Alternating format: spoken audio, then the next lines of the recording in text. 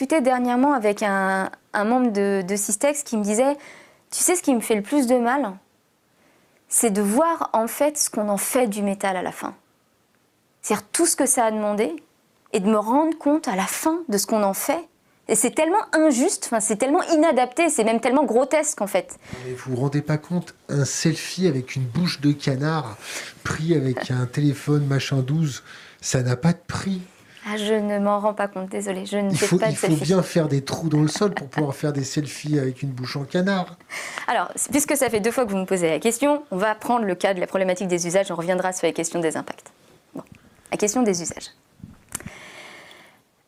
Vous avez parlé du selfie parce que, effectivement, aujourd'hui, on met énormément en avant la question du numérique. Donc, principalement, souvent, même quand on parle numérique, on restreint beaucoup le débat aux téléphones portables et aux ordinateurs portables.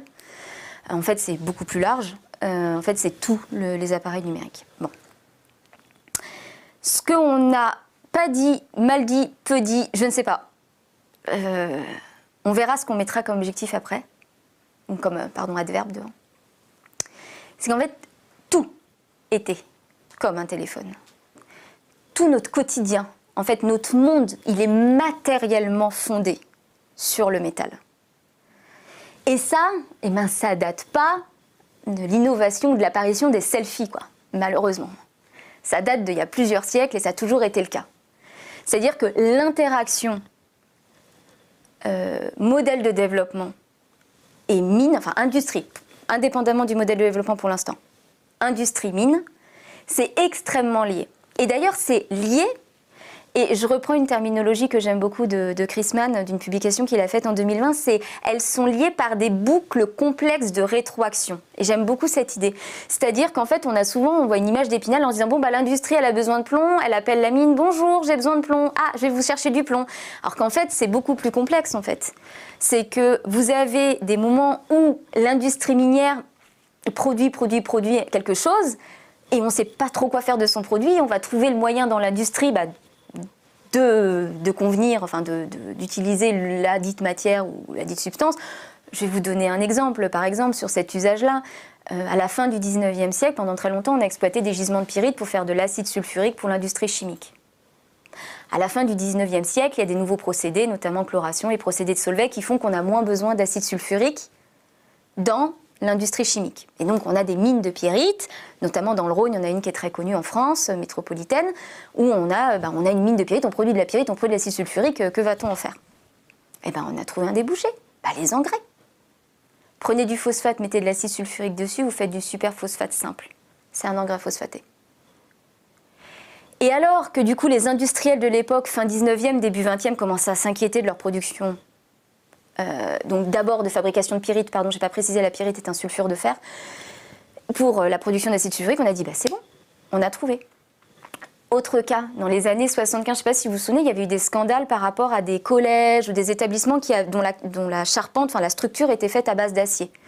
Il y avait eu un certain nombre de problèmes avec des établissements qui n'étaient pas aux normes, notamment par rapport aux risques incendie et autres. Ah, les bâtiments paillerons. Exactement, oui, ces genres de choses. Et je ne sais pas si vous savez, il y avait eu un certain nombre de problèmes et c'était aussi valable en Grande-Bretagne. Il y avait aussi les mêmes problèmes, notamment c'était surtout le problème de résistance au feu, de mémoire.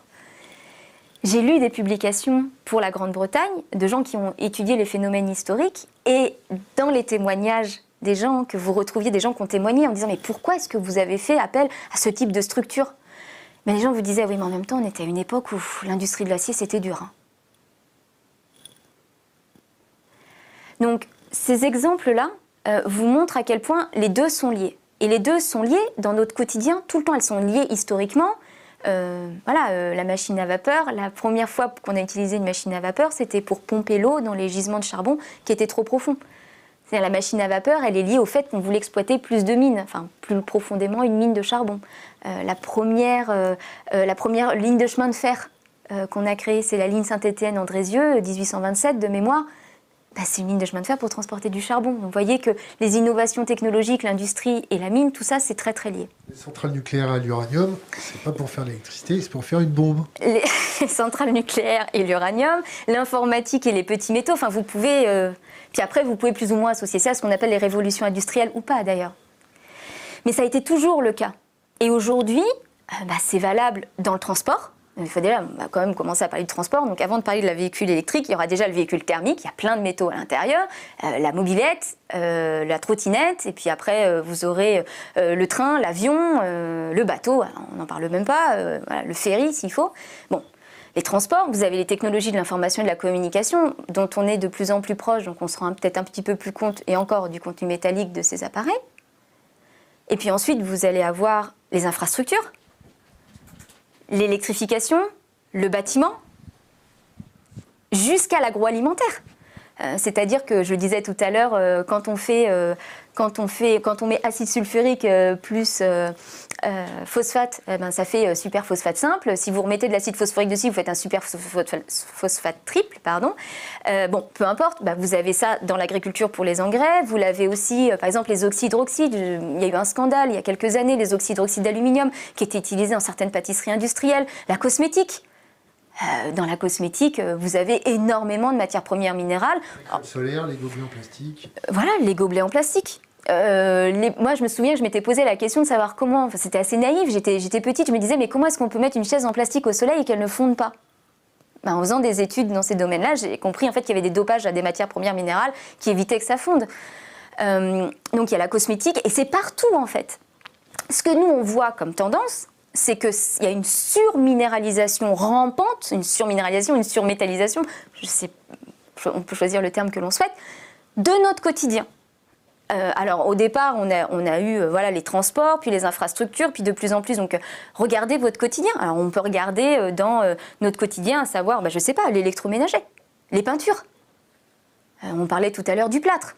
Ensuite, vous pouvez prendre le numérique, n'en parlons même pas. Le plâtre, c'est naturel, le plâtre. Oui, mais enfin, faut quand même l'extraire et il faut quand même faire quelque chose. C'est une carrière de gypse.